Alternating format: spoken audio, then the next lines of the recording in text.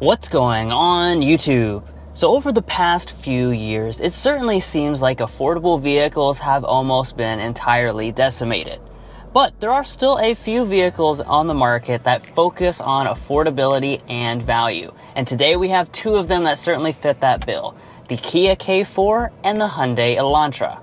These compact sedans are designed to be affordable without feeling cheap. So for those of you who are wanting to save some dough and skip the Toyota Corolla and Honda Civic, which of these Korean sedans is for you? Let's go ahead and find out.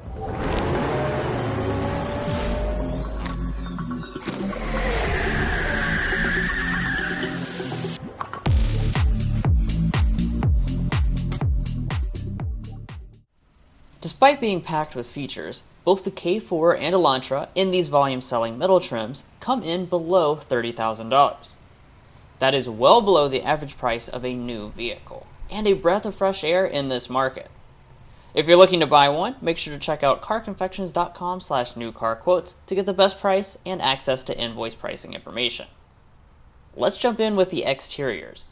Both Hyundai and Kia are known for their bold designs, and even their affordable models aren't left out from their own unique looks. The Elantra was recently refreshed to take on a more mature face, with a large black grille and sporty lower fascia. The all-new K4 is even bolder, using Kia's latest Opposites United design and very eye-catching lighting. Both are sporting similar 17-inch alloy wheels with a contrast finish, and the Elantra skips the cladding the K4 comes with on the wheel arches.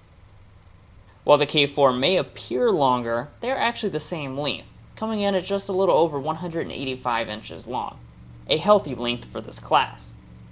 We don't score the appearance of vehicles, but we'd love to hear what you guys think of these two in the comments below. However, we do score the various features and differences, starting with the lighting. Both impress in this element, sporting full-length LED setups on all models. However, the Elantra bests the K4 with more premium projector LEDs instead of reflector LEDs. By the way, feel free to keep your own score along the way, based on what's most important to you. Moving along, both mirrors are heated and have blind spot monitoring built in. Plus, they also have each brand's entire safety suite included as standard equipment on these trims today. But the value doesn't stop at the exterior of these two, so let's head to the more important interiors to check out the spaciousness and the impressive cabins. But first, If you're new here, we're brothers and we've been reviewing cars since we were 12 and 16. We started young, and since then we have reviewed over 2,000 vehicles at every price point. No matter what you're looking for, from humble to high-end, we'd love for you to subscribe to be a part of our Car Confections family. Let's learn a lot and have some fun with all the latest cars. So approaching the sedans, you'll find smart entry systems for both, with remote start built into the fobs. The magic truly begins when you open up the doors on these two, where both tech and luxury blend in an affordable space. For these mid-grade trims, these sedans will come with cloth seats and manual adjustments. However, the Elantra gets the leg up for offering heating on this trim level, a feature that's reserved for higher K4 trims. Now, let's discuss the cabin quality, looking at both materials and solidity. For solidity, both of these affordable models feel pretty solid and well built, with no meaningful differences between them. When it comes to materials, though, the K4 has an edge, with more use of soft-touch plastic throughout the cabin and unique plastics for visual diversity.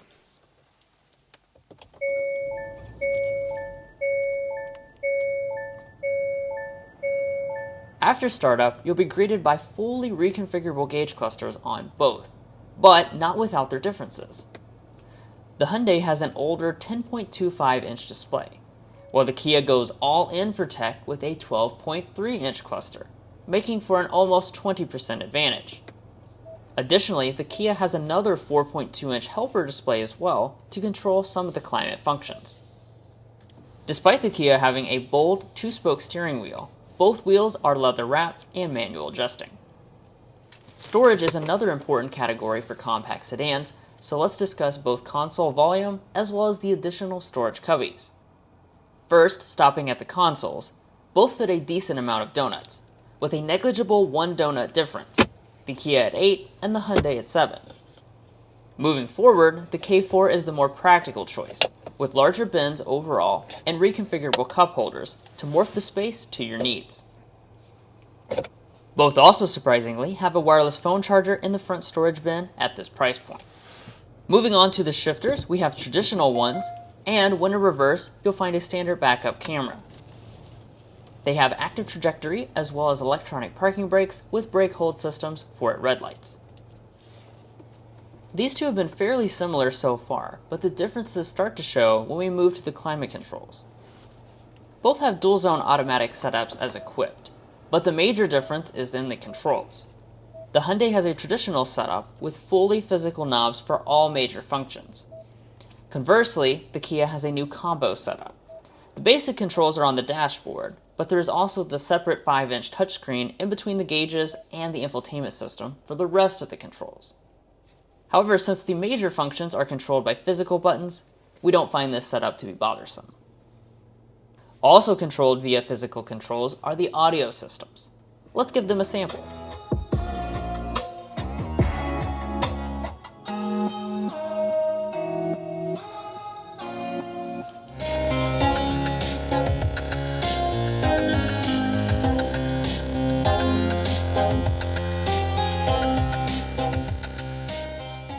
There is no meaningful difference between these two 6-speaker systems, but higher-end systems are available on the top trims.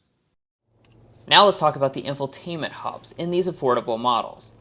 Hyundai and Kia once again did not skimp in this category. Both models have dual display setups for the cabin, but similar to the gauge clusters, we have a size difference. The K4 has a 12.3-inch display, up almost 20% over the Elantra's 10.25-inch display. And, though Hyundai and Kia usually share the same software, the Elantra has yet to be updated to the latest CCNC software. While both have Android Auto and Apple CarPlay, only Kia's newer software is capable of running them wirelessly. One perk of the older Hyundai software is that it has navigation built in, something that Kia does not offer on this trim level. Wrapping up the front of the cabins, both have manual dimming mirrors, and the Elantra adds the perk of a sunroof on this SEL convenience. Heading to the back seats, how much space is there for these compact sedans? Well, it's no secret that these two are brothers from different mothers, so it's not surprising to see that they are identical in rear seat space. Nonetheless, both are some of the largest options in the segment, even rivaling some midsize sedans. For features, both spoil you with USB ports for charging, but only the Elantra has a fold-down center armrest. Neither of them will have air vents on these trims. The space trend continues as we head to the trunk space in these two. While the sizing has been equivalent so far, the packaging for the K4 ekes out slightly more trunk space, but not enough to make a major difference. Both also have 60/40 split folding seats. Alright, we're done with the interiors now, which means it's time to test out the performance and specs out on the road. As we mentioned earlier, we are comparing the volume-selling mid-trims in today's mashup, which means that they have the standard engines as equipped. The K4 and Elantra share a 2-liter naturally aspirated 4-cylinder engine, making identical power and torque, 147 horsepower and 132 pound-feet of torque. That's more than enough to keep up with traffic on the day-to-day, and there are peppier turbo engines also offered for an additional price.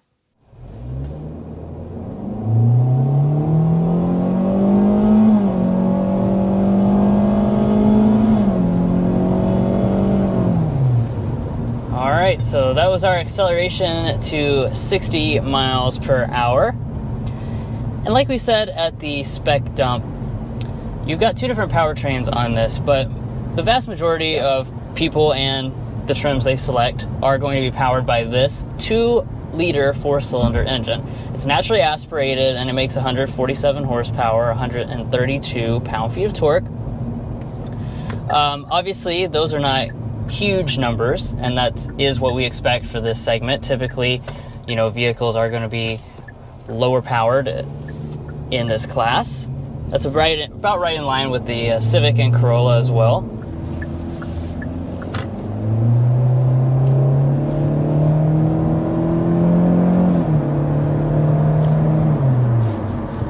Just a traditional 2-liter 4-cylinder engine, 147 horsepower, 132 pound-feet of torque.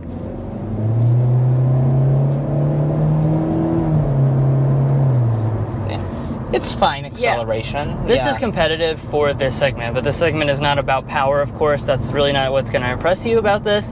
And Hyundai gives you ample availability of other powertrain options if you want to enhance your power, for example, or if you want to enhance your fuel economy with a hybrid version. Unsurprisingly, they also share the same transmission, which is a CVT for this powertrain. Fortunately, they are tuned to be pretty responsive and don't have much of the rubber band feel of older CVTs. Both also simulate gear changes, even at partial acceleration, for a more traditional feel with less drone. Just keep in mind that both of them are front-wheel drive exclusive.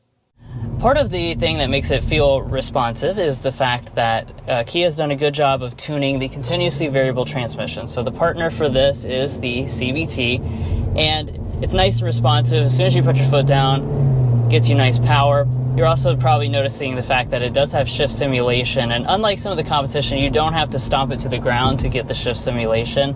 Even at the partial throttle, like I was just going, it is going to be able to give you that shift simulation. As far as the transmission is concerned, this version with the 2-liter does come with a continuously variable transmission. No matter the price tag, a quiet experience is still an important part of any vehicle purchase. That's why here at Car Confections, we take a sound level reading of all the new cars we test, and there are differences between these two. The K4 scored as one of the quietest options in the class, while the older Elantra scored on the louder end for the segment.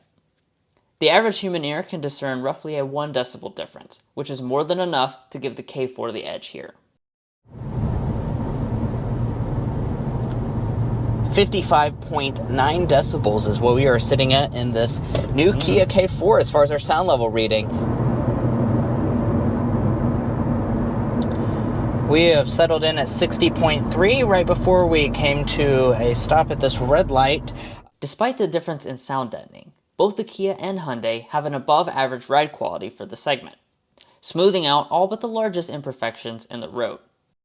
And if you want to take them out on a back road, they handled themselves fairly well, despite not being the sportiest trims in the model lineup.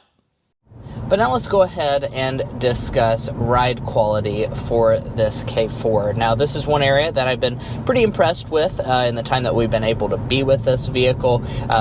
We're about to hit a bump in the road, and that will exemplify the fact that we have quite good ride quality for this segment. I also find these cloth seats to be quite comfortable, which is something that cannot be said about a lot of things in this price point, that's for sure.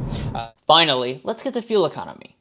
The Elantra ekes out 1 mpg better combined than the K4, which is not enough of a difference to score a point. However, if you want even better fuel economy, note that the Elantra currently offers a lot more powertrain choices, including a hybrid variant.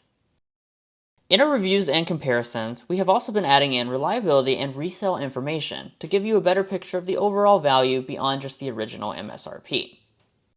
Beginning with reliability, we developed the Combined Reliability Index, which takes into account several studies from trustworthy sources and combines them in a way that gives you the most holistic picture.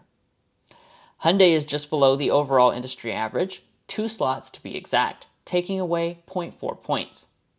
However, Kia is above average for reliability, setting at 6 slots above average, giving it plus 1.2 points. Hyundai and Kia share their famously long warranties, which boost powertrain coverage to 10 years and 100,000 miles. Hyundai includes 3 years of complimentary maintenance for now, but it will be discontinued when the 2026 model year commences. We also put Mason's economics degree to work to develop a detailed predicted resale value tool. After 5 years and 60,000 miles, Hyundai is the better of the two, with a predicted resale value of 55.35%. This compares favorably to Kia, which comes in at 49.02%, giving the Elantra plus 1.2 points. Now, let's break down the cost of these two and evaluate how much value each model is delivering. In their volume-selling middle trims, both have favorable prices below $30,000, with the Elantra around the mid $27,000 mark, and the K4 even lower at the mid $25,000 price. But there is a price gap to navigate, so let's discuss the value differences based on our scale. In this price-sensitive segment, with a $2,010 difference between them, the K4 will receive plus 2 points as the less expensive option. I want to emphasize that if money, reliability, or resale value matters less to you personally, feel free to disregard these points. Well, there's the objective winner. Do you agree? Let's go over some pros and cons so that you can pick your winner based on what is most important to you. So the Elantra should be your choice if you're going for the extra interior goodies, including heated seats and the sunroof. Also, you have more premium headlight arrangement on board, and Hyundai does give you better resale value over top of Kia, despite the fact that they have, basically the same foundation. Now, on the flip side, the newer K4 should be your choice if you want the best technology. It's really going to be the star of the show when it comes to that cabin. You have those large displays, which are bigger than the Elantra, as well as that additional climate screen. It's also going to have a quieter cabin, which was proven by our sound level reading by a significant margin. And it additionally has the lower price in this comparison by a significant margin as well, around $2,000. And by the way, if any of those categories do matter more or less to you, we'd encourage you to use our tools at carconfections.com/vehicle rankings to look at not just these two options, but all of the options in this segment. Now, we've gone through each of those segments and ranked them in individual categories that might matter more or less to you. Things like value, space, powertrain, choices, driving experience, all of those things that might matter to you are ranked on our website, so we definitely encourage you to use that tool at carconfections.com/vehicle rankings. And as promised, let's pick the driveway picks for the two of us. In this case, we both agree it's going to be the Kia K4. We just like that combination of the freshest design, the newest technology. It really just packs in a lot of value and kind of just feels like the overall fresher choice. Yeah. Now, that's where we're going to leave off on this comparison. Hopefully you enjoyed watching. If you did, we'd really appreciate it if you hit that subscribe button down below. By subscribing, you're going to be a part of our Car Confections family, and we have a lot of fun on this channel, do a lot of cool comparisons like this, as well as other car reviews you won't want to miss out. By the way, if you're looking to buy either the Elantra or the K4 or any new vehicle for that matter, be sure to use our tool at carconfections.com/newcarquotes. The reason you do that is because we have a tool on our website that will connect you with local car dealers in your area to get you the best price. It's also going to give you access to invoice pricing information, which is a great tool for dealership negotiation. You can find a link to that in our video description, and there's also a pinned comment down below. And guys, that's it for this video. Thanks so much for tuning in. We'll catch you next time as we sample more of the latest automotive delicacies.